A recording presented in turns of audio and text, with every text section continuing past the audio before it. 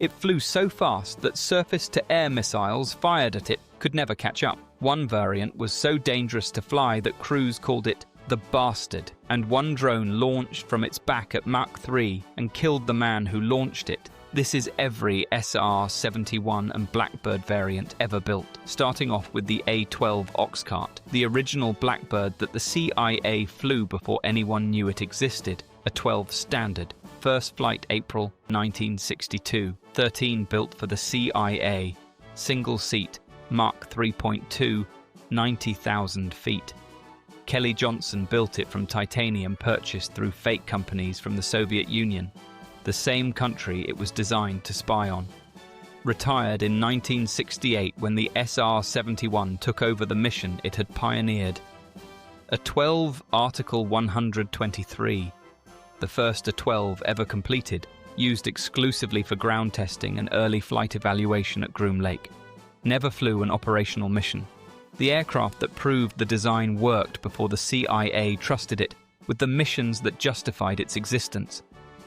A-12 Titanium Goose, the only two-seat A-12 ever built. Raised rear cockpit for an instructor pilot sitting above and behind the student. One was built.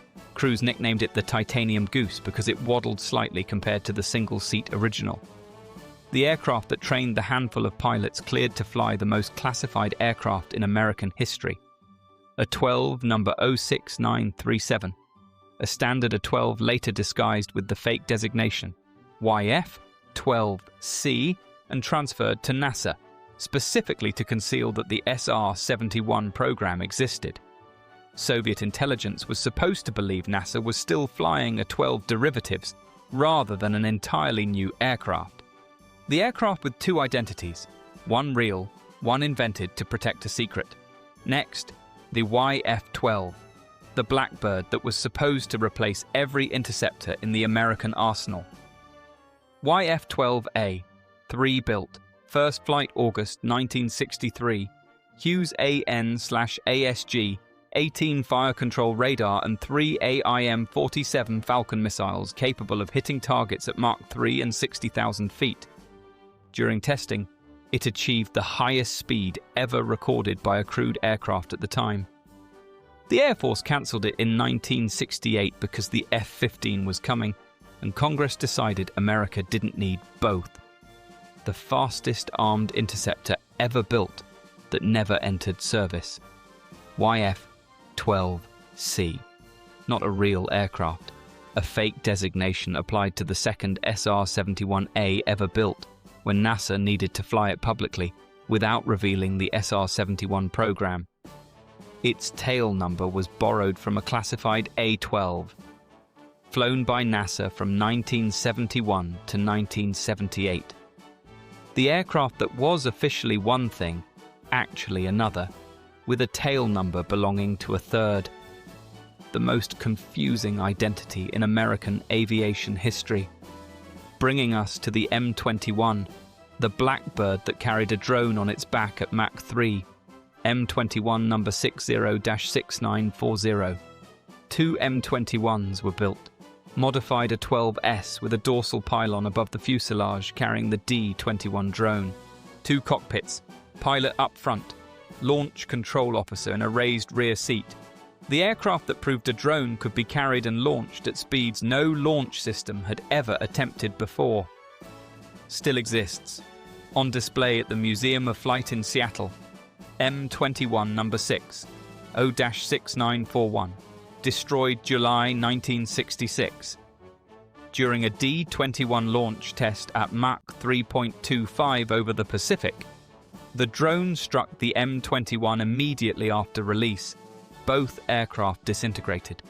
Pilot Bill Park and Launch Control Officer Ray Torrick ejected successfully at Mach 3. Both survived the ejection. Torrick's pressure suit flooded when he hit the water. He drowned before the recovery crew could reach him. The program was cancelled the same day. Next, the D-21 and D-21B, the drone that launched from a Blackbird and never completed a single mission. D-21. 6 originals built, ramjet-powered, launched from the M21 at Mach 3 and above. Designed to fly over Chinese nuclear test sites, photograph everything, eject the camera, and self-destruct. Every early test either crashed, failed to separate cleanly, or destroyed the aircraft carrying it, the drone that killed its own mothership and ended the launch method it was designed for. D-21B, 34 built. The air-launched version dropped from a B-52H bomber after the M21 disaster made the original launch method impossible. 4 operational missions were flown over China between 1969 and 1971. All 4 failed. 1 drone landed intact in the Soviet Union. 1 was never recovered. 1 crashed in China, and 1 was lost at sea during recovery. The program was cancelled in 1971. The drone that flew over one of the most denied territories on Earth and returned nothing useful from any of its 4 attempts. Now the SR-71A, the aircraft that made everything before it irrelevant. SR-71 a number 61-7950, the first SR-71 ever built. First flight December 22, 1964, piloted by Robert Gilliland. Originally designated RS-71 until President Johnson accidentally transposed the letters at a press conference and the Air Force changed the designation rather than correct the Commander-in-Chief. The aircraft whose name was determined by a presidential slip of the tongue. SR-71A, Article 2002, used exclusively for radar cross-section testing at Groom Lake, measuring how visible the SR-71's shape was to Soviet radar systems so that operators could understand what detection risk their crews faced on operational missions. Never flew over denied territory, the aircraft that helped keep the other SR-71s invisible. SR-71A number 17974, nicknamed Ichi-ban, Japanese for number 1. Flew more operational missions than any other SR-71 in the fleet, the aircraft that accumulated more hours over denied territory than any of its siblings. The hardest working Blackbird ever built. SR-71, a number 17980, the most shot-at aircraft in the history of aviation. Over 800 surface-to-air missiles were fired at it during operational missions. Every single one missed. The laws of physics protected it more reliably than any defensive system.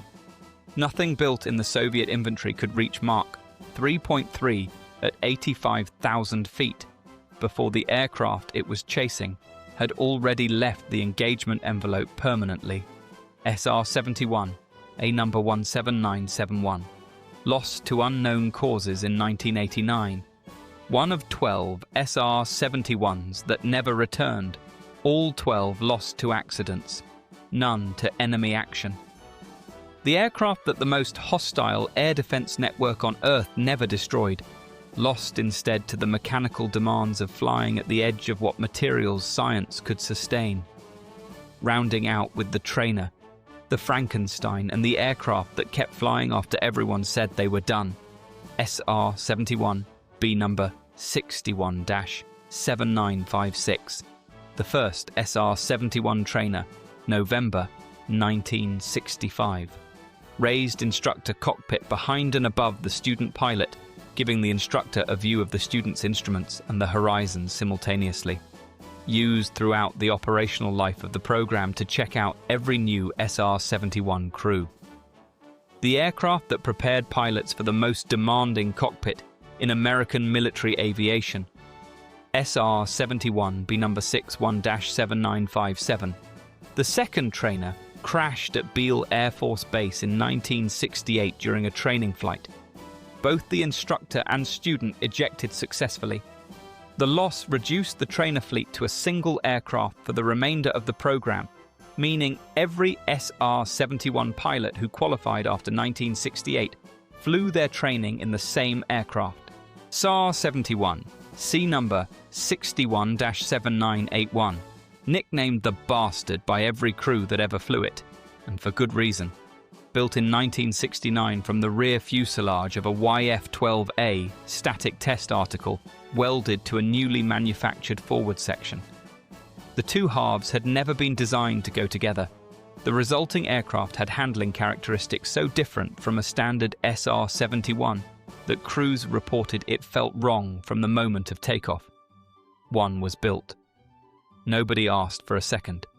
NASA SR-71 and number 844, reactivated in 1991 after the Air Force retired the fleet in 1989. Because Congress forced the service to keep 2 aircraft available for reconnaissance while the replacement system matured. Used by NASA for hypersonic research, including the LASRE experiment that tested engine concepts for the X-33 spaceplane. The retired aircraft that came back to work while its replacements were still being designed. NASA SR-71 and number 832 carried the linear aerospike SR-71 experiment on a dorsal pylon above the fuselage, a subscale rocket engine mounted where the D-21 drone had once sat on the M-21. Tested propulsion concepts intended for the X-33 reusable launch vehicle. The spy plane turned research platform carrying engine technology aimed at reaching orbit rather than overflying denied territory. NASA SR-71 B number 831.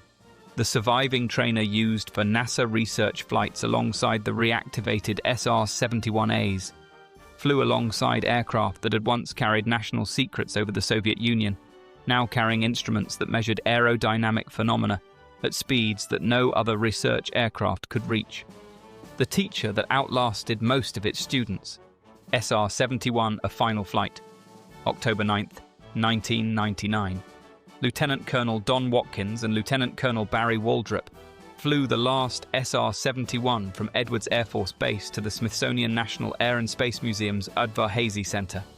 The aircraft that had outrun every missile fired at it for 35 years made its final flight to a museum, delivered by 2 of the last men ever cleared to fly it.